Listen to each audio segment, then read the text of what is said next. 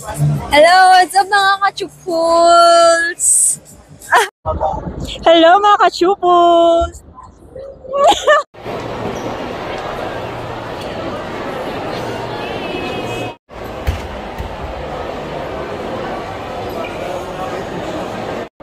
Hello everyone! Nandito po tayo sa SMX at Cosplay Mania Day 2. Kasama po natin si Ma'am Cetra. Ma'am Cetra, is this your first time na umattend po sa Cosplay Mania? Hindi po. Okay. Bali, pang mga ilang times na po? Actually po,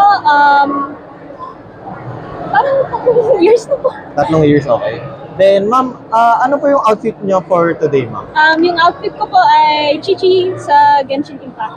Chichi from Genshin Impact. Bali, ma'am, gamer din po kayo? Opo, naman Okay. kuya. Then, ayun ma'am, ang pinaka ma'am is ano po yung top 3 niyo na anime? Yung top 3 na anime ay Ouran High School Host Club, Naruto Shippuden, Naruto Shippuden. at wait lang, at Bleach. Bleach, okay. Then, ayun ma'am, sa lahat ng kinosplay niyo ma'am, ano po yung pinaka-favorite anime or yung character? Yung favorite ko po ay naging Ellie from The Last of Us. Ellie from The Last of Us? Wow, gamer talaga. Anong version ma'am? Yung first one or yung part 2 naman? Yung first one po. Okay, first one. Then, ayun ma'am, ano po yung masasabi niyo na para sa mga beginners or parang gustong subukan ng pagiging cosplayer? Ano po yung message niyo sa kanila? Okay lang kung homemade, hindi naman siya expensive naman na hobby. Okay lang kung nakawig ka, parang kung casual, yung vaguely na character. Okay lang, basta masaya.